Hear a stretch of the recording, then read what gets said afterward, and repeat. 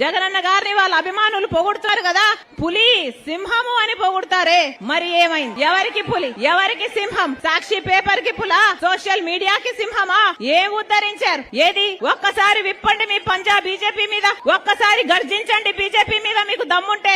ఒక్కటంటే ఒక్క వాగ్దానం నిలబెట్టుకోలేదే, అయినా కూడా ఒక్క ఉద్యమమైనా మీరు చేయకపోతే మీరు ఆంధ్ర రాష్ట్ర ప్రజలకు ద్రోహులుగా మిగిలిపోరా? చరిత్ర మిమ్మల్ని క్షమిస్తుందా? ఏం చేతనైంది మీకు? కేవలం బెదిరింపులు, కేవలం బూతులు తిడుతూ సొంత ఆడబిడ్డల్ని బజారుకి ఇడుస్తున్నారు, వ్యక్తిగతంగా దూషణలు చేస్తున్నారు. ఇదే చేతనైంది కదా మీకు?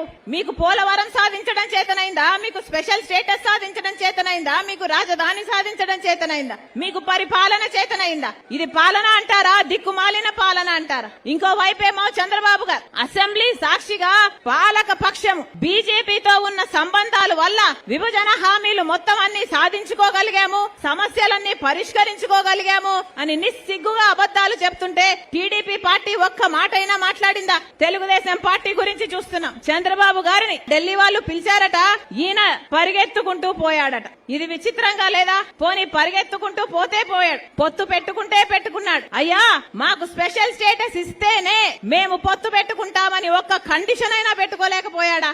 అది లేదు. ఎందుకంటే ఆయనకు చిత్తశుద్ధి లేదు కాబట్టి. వాళ్ళు పిలిచారట, ఈయన పోయారట. పిలిస్తే పోవడానికి, ఆపుతే ఆగమనడానికి ఈయన ఆంధ్ర రాష్ట్ర ప్రజలకు ప్రతిపక్ష నాయకుడా లేకపోతే బీజేపీ కార్యకర్తనా? ఒక్కరికంటే ఒక్కరికన్నా ఇంగితం ఉందా? ఆంధ్ర రాష్ట్ర ప్రజలకు ప్రత్యేక హోదా అన్నది ఎంత ముఖ్యమో ఒక్కరికంటే ఒక్కరికైనా ఆంధ్ర రాష్ట్ర ప్రజల గురించి ఆలోచన ఉందా?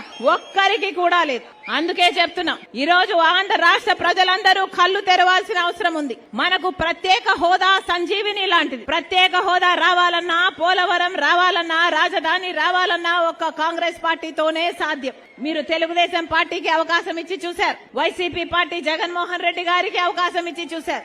ఏ ఒక్కరు ప్రత్యేక హోదా కోసం పోరాటాలు చేయలేదు.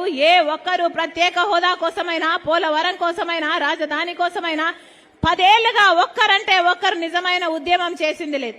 మరి ఇది దగా కాకపోతే దీన్ని ఏమంటారు? అందుకే చెప్తున్నా, కాంగ్రెస్ పార్టీ మీ పార్టీ, కాంగ్రెస్ పార్టీ రాజశేఖర రెడ్డి గారి పార్టీ, కాంగ్రెస్ పార్టీ మన పార్టీ. కాంగ్రెస్ పార్టీకి ఓటేద్దాం, ఆంధ్ర రాష్ట్ర హక్కులన్నీ సాధించుకుందాం.